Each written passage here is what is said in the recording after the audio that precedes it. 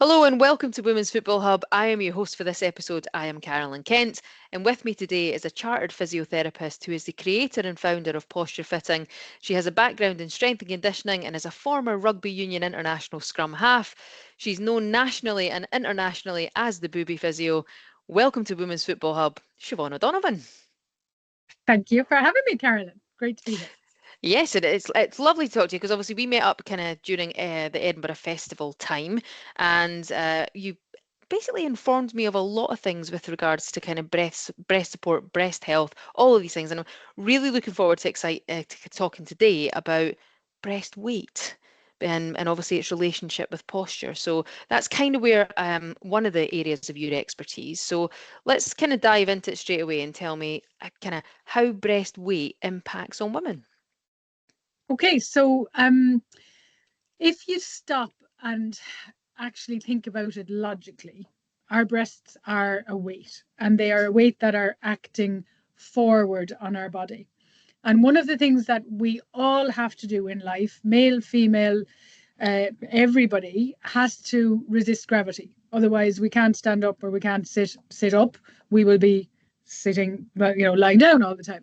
So basically, one of our big roles in life is to resist gravity, and that's where our postural system, our musculoskeletal system, comes into play. In that, the spine, I suppose, is in some ways designed to, well, in lots of ways designed to interact with the muscles around it, and the muscles around it are all aiming at keeping us in a more upright, what I like to call a stacked position, unless we choose to lie down, when obviously, which is important that we do that as well.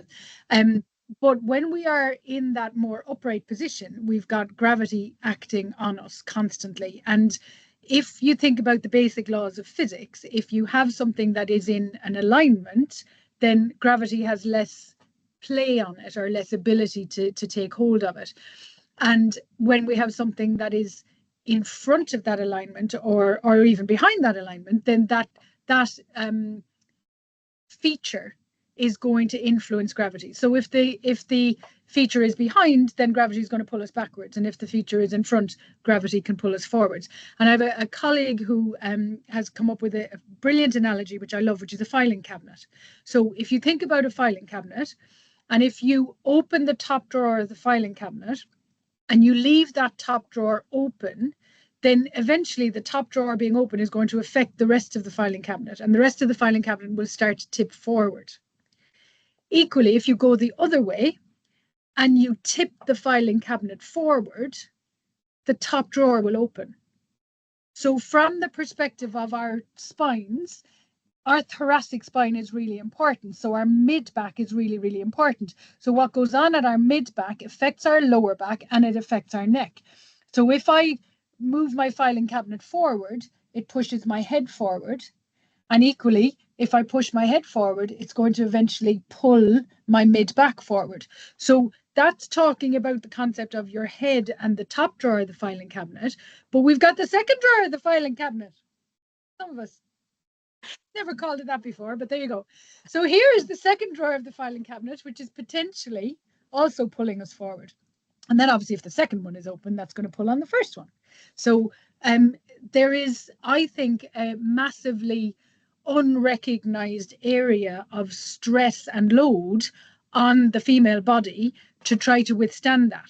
So if we're strong enough to withstand it, because we've got the counterbalancing strength here, musculature here, then and also neural input to that musculature, then everything's happy.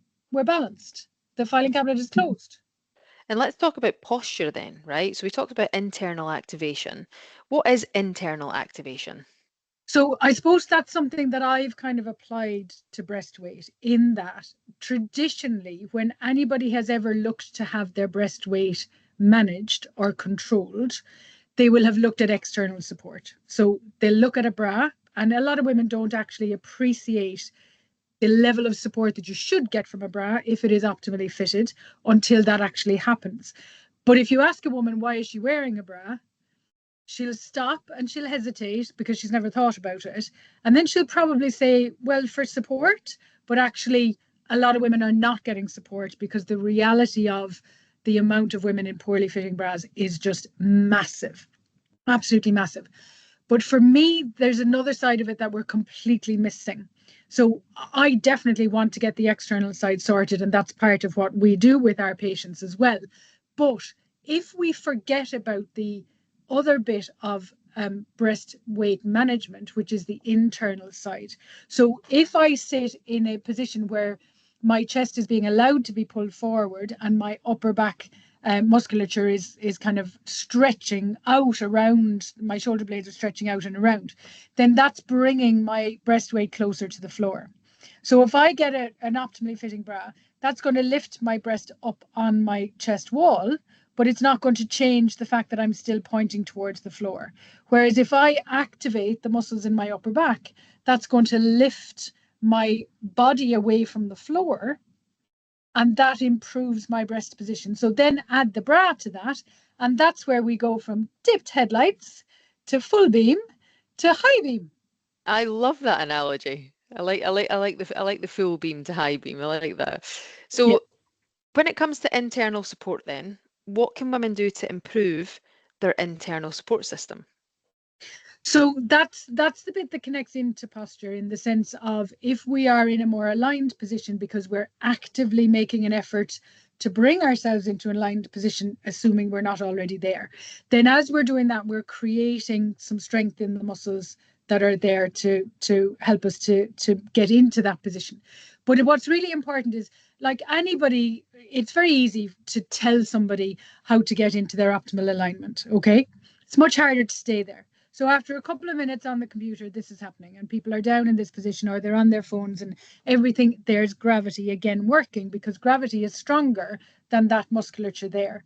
So the advantage of, I suppose, the approach that I've applied with posture fitting is that you get the external support of the bra, which helps you to stay in the more aligned position, where then that internal activation becomes more automatic. Your brain learns it. Your brain learns the position. Your muscles learn the contraction position. And so it becomes an easier thing to do. So for me, it's very much about connecting the two things. We do the active internal. Initially, it's an effort, but eventually that effort becomes effortless. Does that make sense? Yeah, fair enough. Yeah, yeah, it does. And I suppose that brings me on to external support then. So what is an example of good external support? How do we know we're getting good external support? So there are a lot of bras on the market. Okay, so there's a lot of bras. There's a lot of daywear bras. There's a lot of sports bras, and it's great that there's a conversation happening now, in the women's health world, in the world, about sports bras and how important that they are. And I'm delighted to hear that. But actually, I want a conversation that's not just talking about sports bras. I want the conversation talking about breast support all the time. So we're not just looking at breast support when we are active, but also when we are talking about sports bras, that we're talking about optimally fitting sports bras. Because you can have the best sports bra in the world, and if it doesn't fit you properly, then it's not really doing its job. So having that external breast support is about optimally fitting. And the optimal fit means that the band isn't riding up your back, because if the band is going up at the back, the breasts are going down at the front. So it's about getting the wire in the right place, because if the wire is poking into your breast tissue, or either underneath your arm or here at the front, then it's not the right fit. And when women want to take their bra off at 4 o'clock in the afternoon, or 5 o'clock or 3 o'clock, or whatever time it may be, it's because it is not fitting them correctly. If it's fitting you correctly, you don't even know you're wearing it. It's like a second skin. And that's what it should feel like. And if it doesn't feel like that, whether that's a daywear bra or a sports bra, then it is not fitting correctly. So let me ask you this then. Obviously, there appears to be multiple women that are either wearing the wrong bra size or wearing an uncomfortable bra. How have we got to this stage in 2024 where this has actually happened? I'm going to say blissful ignorance, in the sense that nobody has actually identified it as being something that we need to learn. So basically, there's two ways that women come into bras. They either end up putting a bra on because everybody else is wearing one, and they just get one and they put it on and they go, yeah, that's fine, it's covering me. Really, people actually, if you drill down, the reason most women wear a bra is to cover their nipples. That's actually the drilled down. But they'll kind of go, oh well, maybe it's support, but at the end of the day, it's so that you can't see your nipples through clothes. That's I'm going to say that's the main reason that most people would truthfully wear one. So everybody just gets one and puts it on, but nobody knows that there are criteria in terms of comfort, in terms of, it shouldn't be uncomfortable, but nobody's ever told anybody that. So people have gone through their lives wearing a multitude of, very often the same size, or a multitude of different bras, none of which are comfortable. And then they hate bras and they think that bras are the devil or the wire is the devil.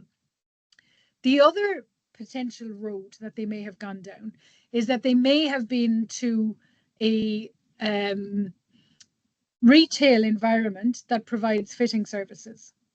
And the thing with the retail environment that provides fitting services, and I'm not here to diss any retailers, everybody has to make a living, but the thing that we need to be aware of, and this is why I'm very mindful, or my job, my role as a teacher, I've started as a teacher and still a teacher, is that this is something we should all know. So we should all know how to do it ourselves. So we shouldn't be relying on going to somebody else for somebody else to say that fits you. Okay? Because we need to be confident in the fact that it does fit us. So there's a technique that started when bras came out back in the 40s, when there was no elastic in them. And that technique involves putting a measuring tape around you and adding 4 inches to it. And then using that as your band size, or 5 inches if it's an odd number. And unfortunately, there are still some places that are using that technique. And it's outdated, it's inaccurate. And if you have a band size that is 4 or 5 inches bigger than your body, then the cup size is going to have to be too small. And if the cup size is too small, guess what? The wire is sitting here instead of back here on your ribs where it's supposed to be.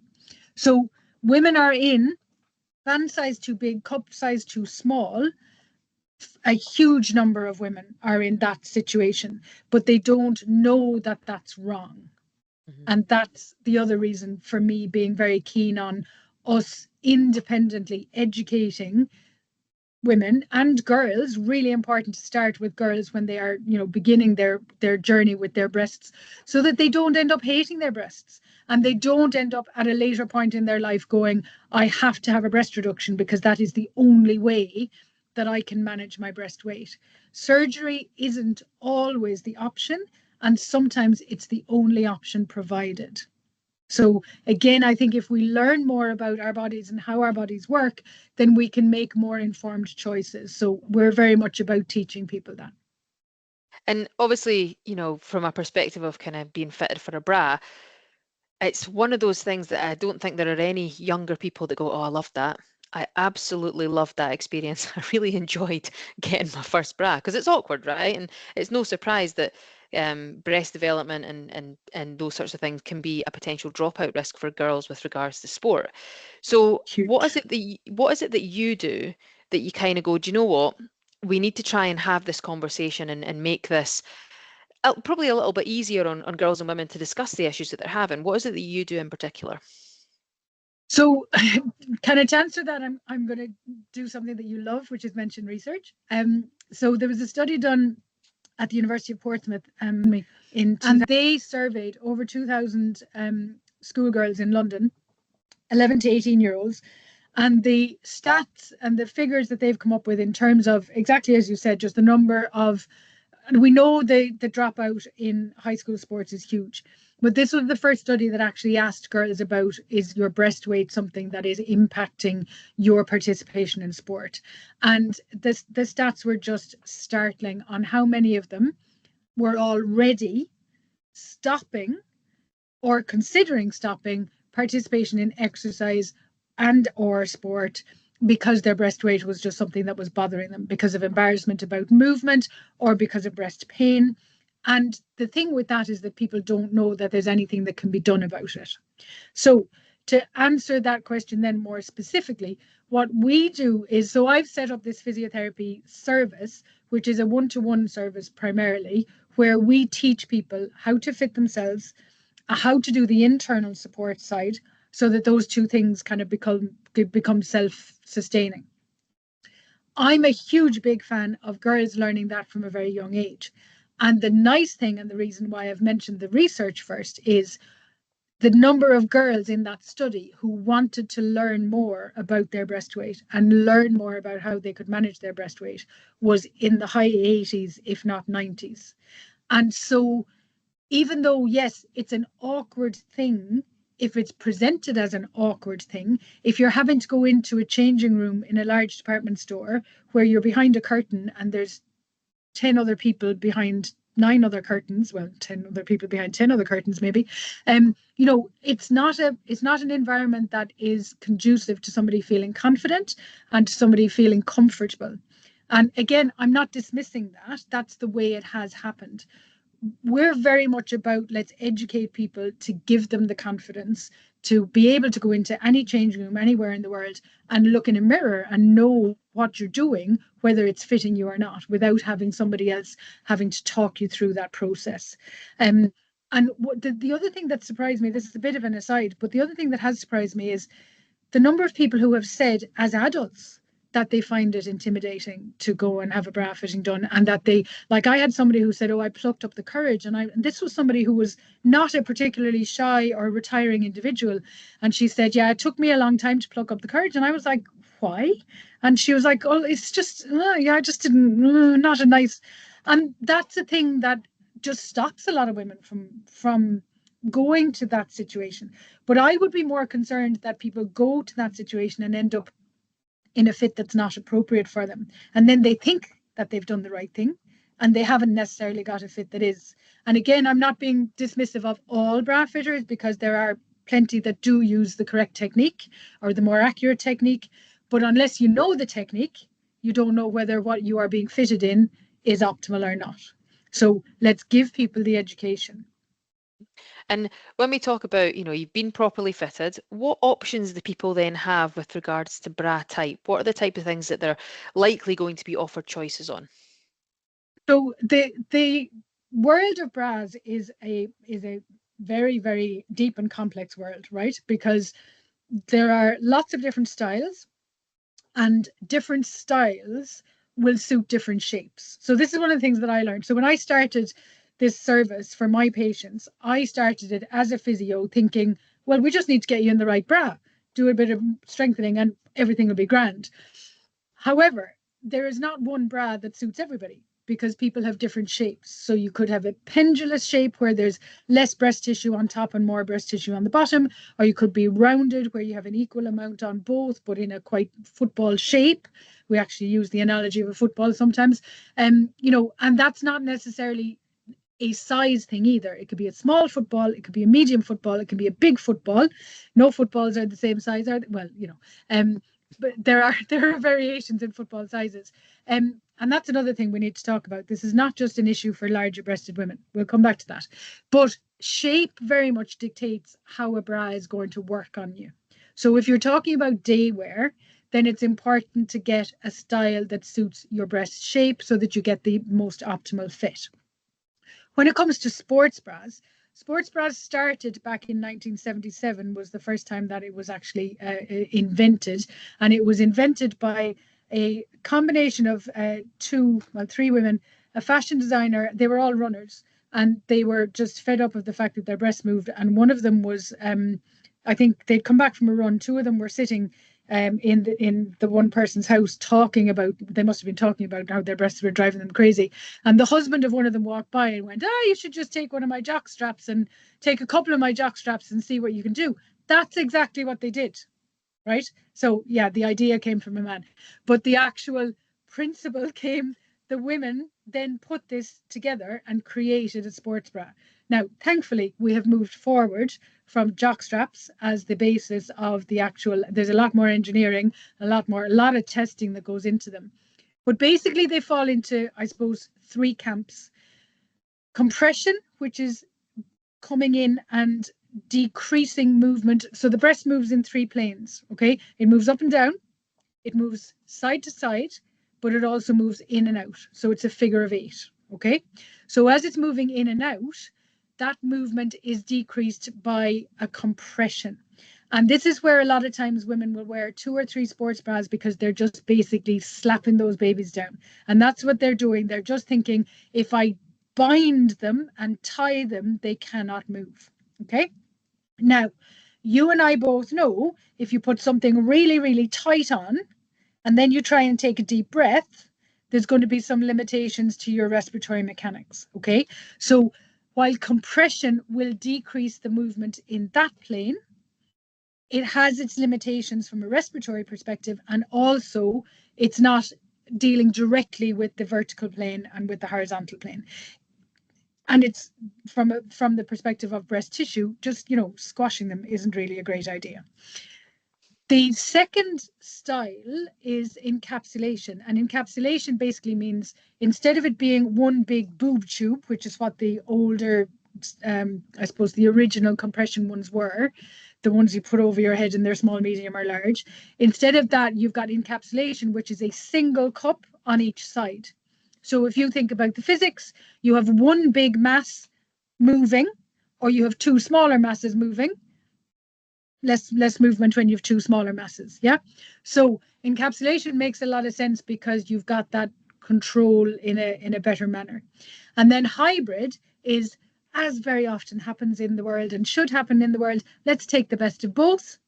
Hybrid is compression and encapsulation, so you've got some limitation of the movement in the front and back plane, and you've also got the encapsulation, which is decreasing the overall movement in terms of particularly vertical bounce is the thing that most people think about and see, because when we run, our movement in the vertical plane is 51%.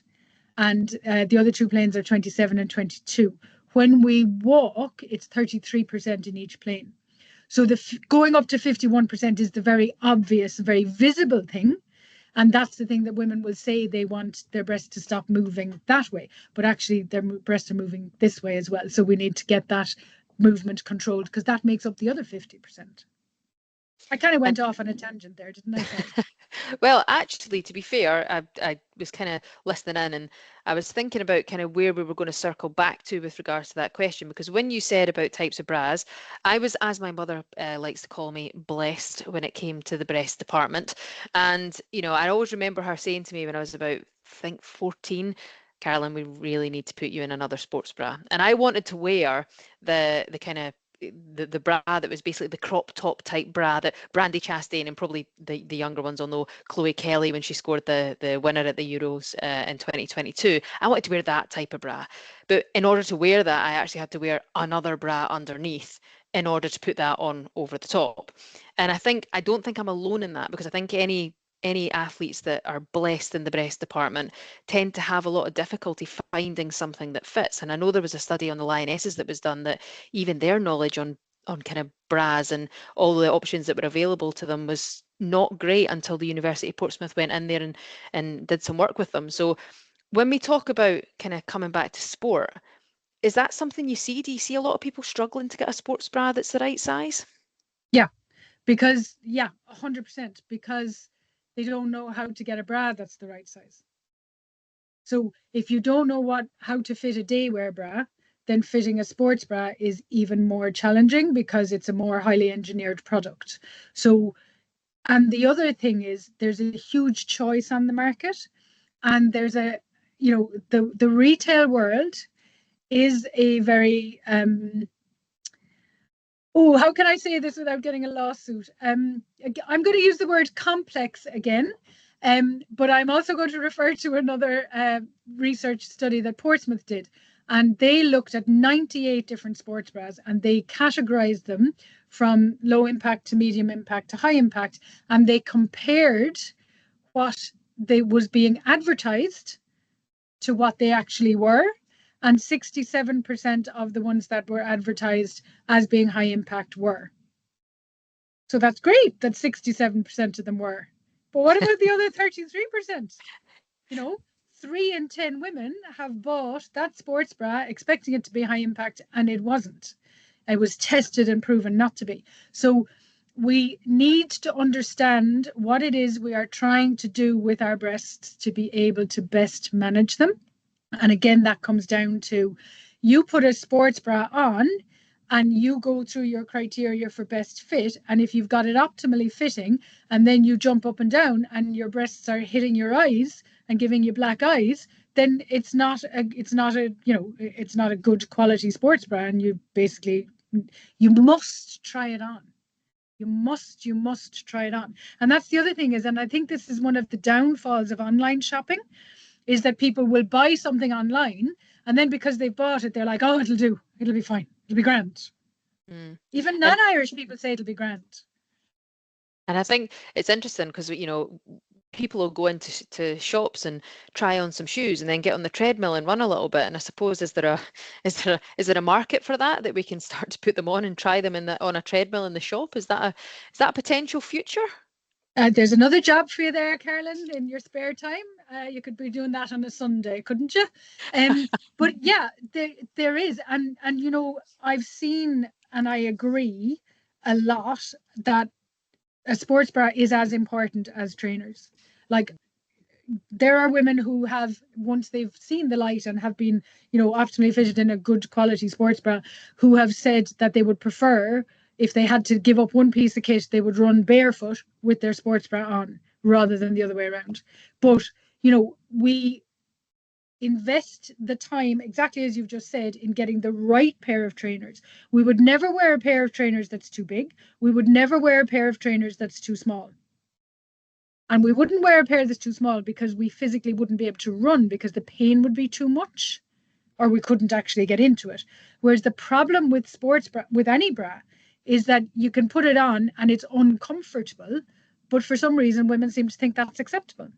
It's not acceptable. We need to stop saying that that's acceptable. So for any parents that are maybe listening out, or maybe even any players themselves that are thinking, I probably need to go and get myself kind of looked at with regards to bras, what would you recommend if somebody was just saying to you, look, Siobhan, how do I do this? What do I do? Who do I go to? What are their options?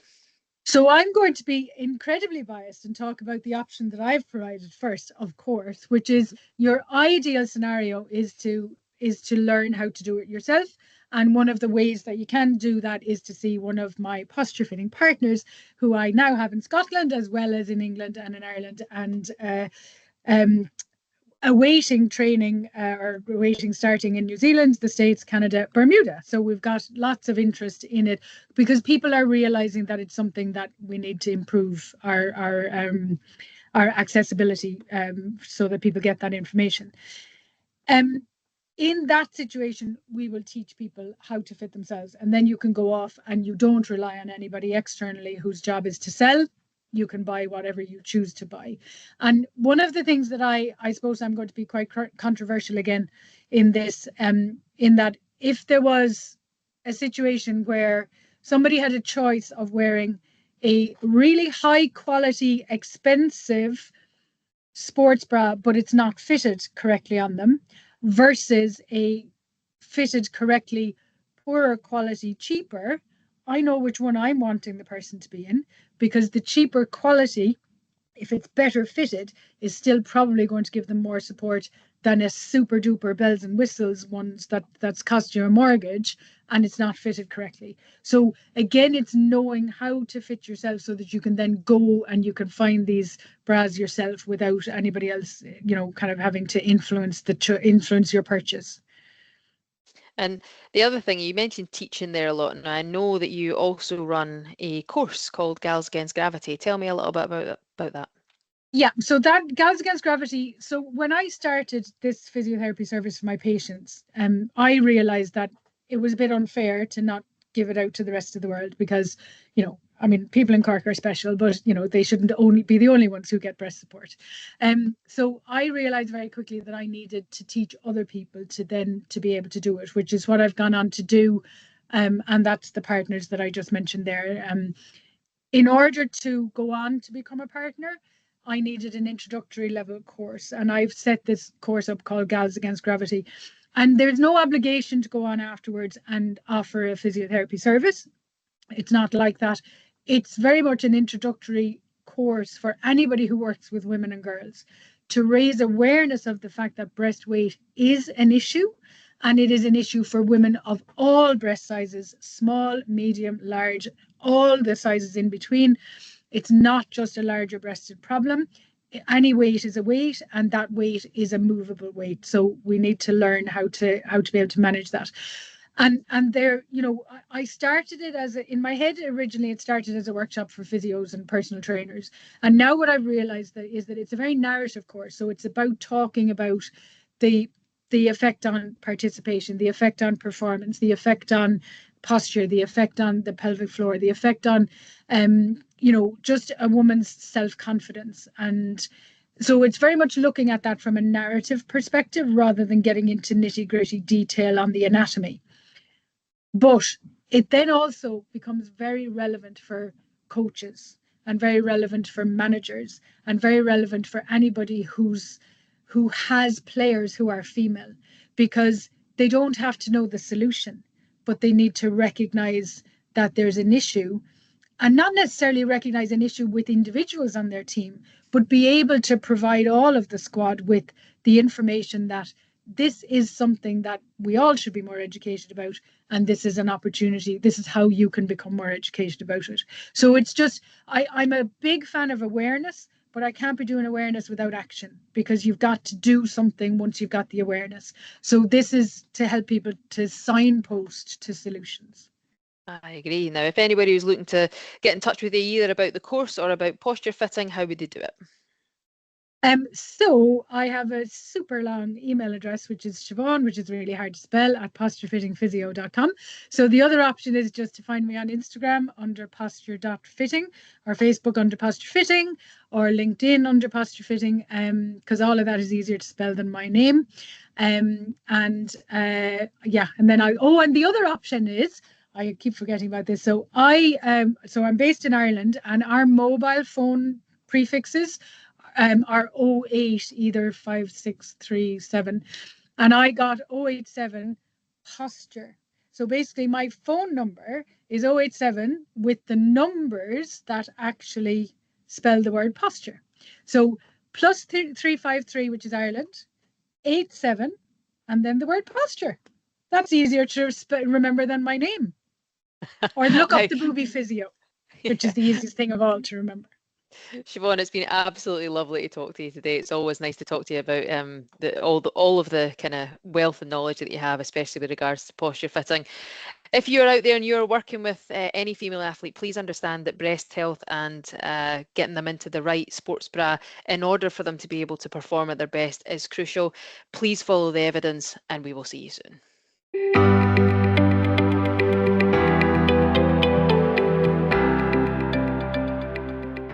Thank you for listening to Women's Football Hub. The information within this podcast is for informational purposes only. No material on this podcast is intended to be a substitute for medical advice, diagnosis, or treatment. Please contact your doctor or another healthcare professional if you have any questions about anything raised in this podcast.